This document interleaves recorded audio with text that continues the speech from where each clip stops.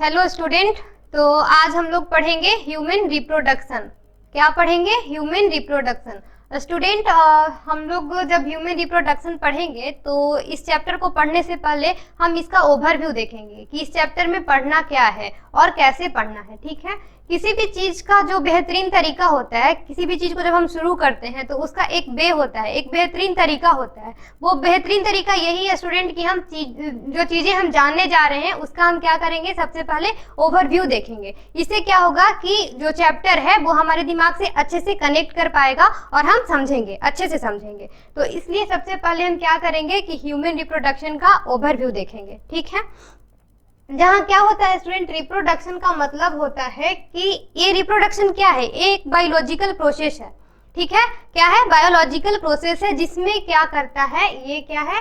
Biological process है। Biological process है, इसमें क्या करता है? बायोलॉजिकल प्रोसेस है। इसमें क्या होता है कि जो ऑर्गेनिज्म होता है वो अपने जैसा यंगोन्स को प्रोड्यूस करता है। क्या? अपने जैसा यंगोन्स को प्रोड्यूस करता है। जैसे ह्यूमन में रिप्रोडक्शन क्या होगा, तो एक ह्यूमन क्या करेगा, एक चाइल्ड को प्रोड्यूस करेगा और वो बाद में क्या बनेगा, ह्यूमन बनेगा। तो सेम यही तरीका है कि रिप्रोडक्शन का मतलब होता है बार बार प्रोडक्शन, कंटिन्यूअस वे में प्रोडक्शन, एक जनरेशन से दूसरे जनरेशन में, दूसरे जनरेशन से तीसरे जनरेशन में क्या कर रहा है, अपने जैसा यंगोन्स को प्रोड्यूस कर रहा है, अपने जैसा ऑफस्प्रिंग को प्रोड्यूस कर रहा है। तो यहाँ तो हम जान गए कि रिप्रोडक्शन हम किसको कहते हैं। ओके, अब है ह्यूमन का रिप्रोडक्शन। क्या? ह्यूमन का रिप्रोडक्शन। तो इसमें हम देखेंगे कि जो मानव की जो प्रजातियां हैं वो जब रिप्रोडक्शन कर रही होती हैं तो उसमें क्या इवेंट्स हो रहा होता है, क्या इवेंट्स हो रहा होता है। जैसे मानव में क्या है, सेक्सुअल रिप्रोडक्शन होता है। ह्यूमन में क्या होता है? Sexual reproduction. Sexual reproduction, sexual reproduction. इसमें क्या होता है, सेक्सुअल रिप्रोडक्शन में क्या होता है स्टूडेंट कि दो तरह के इंडिविजुअल इन्वॉल्व होते हैं, दो तरह के इंडिविजुअल इन्वॉल्व होते हैं। एक मेल, एक इंडिविजुअल क्या है, मेल, एंड देन क्या, फीमेल। दूसरा इंडिविजुअल क्या है, फीमेल। अब मेल क्या करता है, मेल में क्या होता है कि after age of puberty gametogenesis होता है। ठीक है, और फीमेल में भी। ठीक है, तो मेल का जो गैमेट होता है ये क्या करते हैं, एक स्टेज के बाद गैमेट प्रोड्यूस करते हैं। क्या करते हैं? गैमेट का प्रोडक्शन करता है। इसमें क्या है, मेल का जो गैमेट है वो क्या करता है, स्पर्म बनाता है, स्पर्म, एंड फीमेल गैमेट जो है वो क्या है, ओवम। ओवम। जब मेल गैमेट स्पर्म जाकर फीमेल गैमेट ओवम से मिलता है तो क्या होता है, फर्टिलाइजेशन।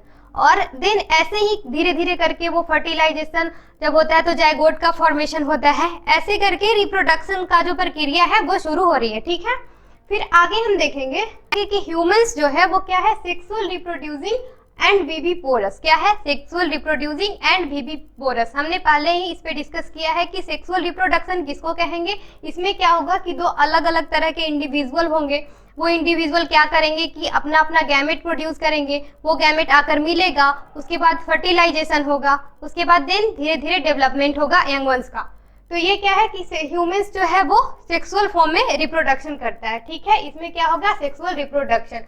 एंड विविपोरस क्या है, ऐसा रिप्रोडक्शन जिसमें क्या करता है, बच्चा देता है। ठीक है, क्या क्या चाइल्ड का फॉर्मेशन करता है, बेबी का फॉर्मेशन करता है, उसको क्या बोलेंगे, विविपोरस। और और एक रिप्रोडक्शन होता है उसमें क्या होता है कि वो अंडा देता है। ठीक है, उसको हम क्या कहते हैं, ओविपोरस। उसको क्या बोलेंगे, ओविपोरस। तो ह्यूमन क्या है, सेक्सुअल फॉर्म में रिप्रोडक्शन करता है और बच्चा पैदा करता है, इसलिए इसको हम कहते हैं कि humans are sexual reproducing and viviparous. ठीक है, उसके बाद हम देखेंगे कि the reproductive events in human include formation of gamete.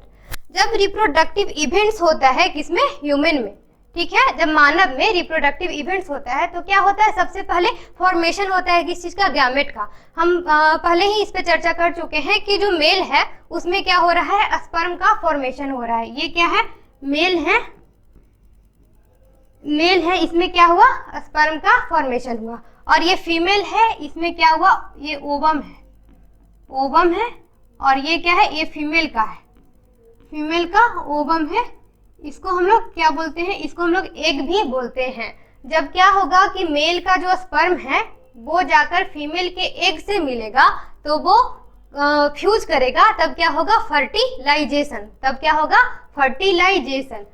इस इवेंट्स को हम क्या बोलेंगे, फर्टिलाइजेशन। एंड देन किस चीज का फॉर्मेशन होगा, स्पर्म और ओवम जब एक दूसरे से आकर मिलेंगे तो किस चीज का फॉर्मेशन होगा, जाइगोट का फॉर्मेशन होगा। ठीक है, देखो जाइगोट कैसा है, इस तरह का है, जाइगोट है। इसमें क्या है, मेल का स्पर्म और फीमेल का ओवम आकर मिला है और किस चीज का फॉर्मेशन किया है, जाइगोट का फॉर्मेशन किया है।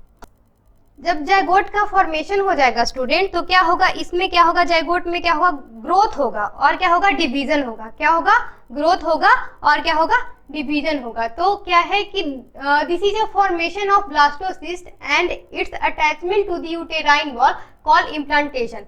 जब जाइगोट का फॉर्मेशन हुआ, देखो जब जाइगोट बना, किस चीज से मिलकर, स्पर्म और ओवम से मिलकर क्या बना, जाइगोट बना। ये जाइगोट क्या करेगा कि इसमें ग्रोथ हुआ एंड देन क्या हुआ, डिवीजन हुआ। ये 2 सेल स्टेज में गया। कितने सेल स्टेज में गया, अपना 2 सेल स्टेज में गया। फिर क्या हुआ कि इसमें क्या ग्रोथ हुआ एंड देन डिवीजन हुआ, तो ये कितने सेल स्टेज में जाएगा, 4 सेल स्टेज में। उसके बाद क्या होगा, ये 8 सेल स्टेज में जाएगा। फिर क्या होगा, वो 16 सेल स्टेज में जाएगा, 8 इंटू 2 16 सेल स्टेज में जाएगा। इसको हम लोग क्या बोलेंगे, मोरला। मोरला, इसको हम लोग क्या बोलेंगे, मोरुला। इसको ये क्या कब बनेगा, 72 आवर लगेगा टाइम। मोरुला बनने में कितना टाइम लगेगा, 72 आवर टाइम लगेगा। एंड देन क्या होगा कि ये जो मोरुला है वो किस चीज का फॉर्मेशन करेगा, वो ब्लास्टोसिस्ट का फॉर्मेशन करेगा। मोरुला किस चीज का फॉर्मेशन करेगा, ब्लास्टोसिस्ट का फॉर्मेशन करेगा।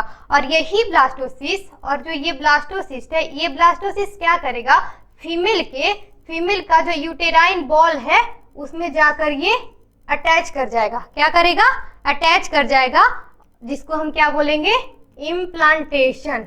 क्या, इम्प्लांट करेगा, जिसको हम लोग बोलेंगे इम्प्लांटेशन। इस प्रक्रिया को हम क्या बोलेंगे, इम्प्लांटेशन।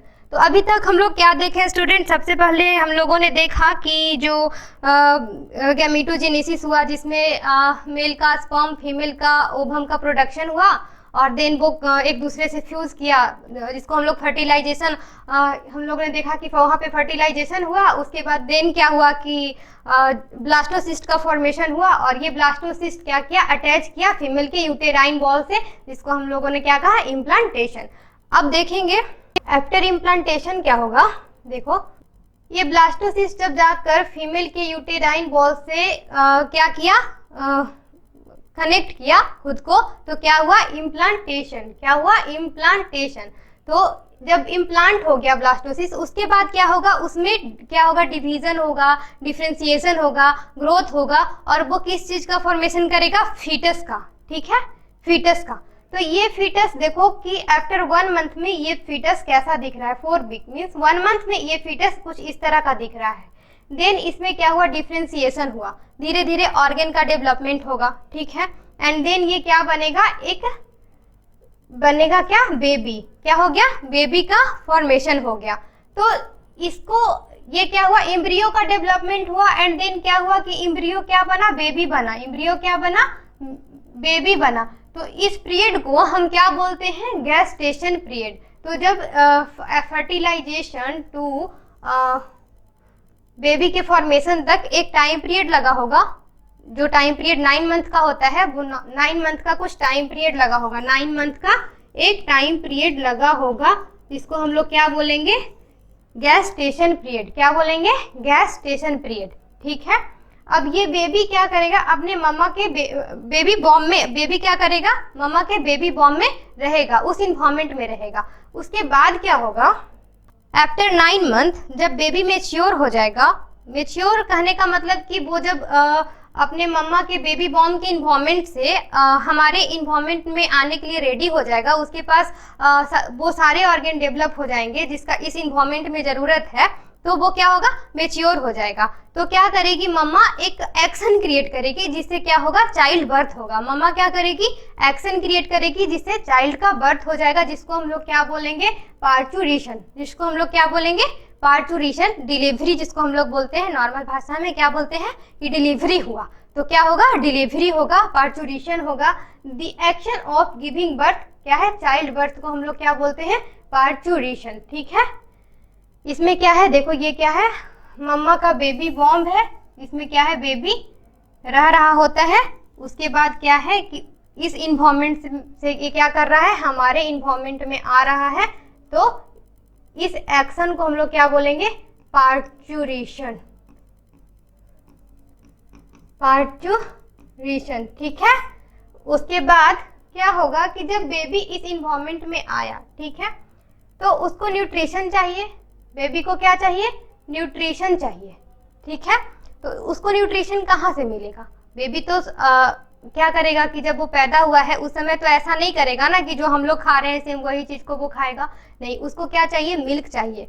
मिल्क उसको कहाँ से मिलेगा, उसके मम्मा के मेमोरी ग्लैंड से क्या मिलेगा, मिल्क मिलेगा। ये क्या है, मम्मा का मेमोरी ग्लैंड है। इसमें क्या है, ये मिल्क ग्लैंड है, देखो ये छोटा छोटा सा मिल्क ग्लैंड है, जहाँ क्या होगा, मिल्क का फॉर्मेशन होगा। जहाँ क्या हुआ, मिल्क का फॉर्मेशन हुआ। उसके बाद जो ये मिल्क है, ये मिल्क डक्ट है, इससे क्या होगा, बेबी जब मम्मा के मेमोरी ग्लैंड को सक करेगा तो क्या होगा, मिल्क, बेबी मिल्क को शक करेगा एंड देन ये क्या करेगा, इसको क्या मिलेगा, न्यूट्रिशन मिलेगा। इस मिल्क से क्या मिलेगा, इसको न्यूट्रिशन मिलेगा। बेबी को क्या मिला, न्यूट्रिशन। तो इस प्रक्रिया को, इस इवेंट्स को हम लोग क्या बोलेंगे, लैक्टेशन। जहाँ लैक्टो का मतलब क्या होता है, लैक्टो का मतलब क्या होता है, मिल्क, और लैक्टेशन का मतलब होता है मिल्क का प्रोडक्शन। ठीक है, तो मम्मा क्या करेगी, ब्रेस्ट फीडिंग कराएगी, किसको, बेबी को। बेबी को ब्रेस्ट फीडिंग कराएगी।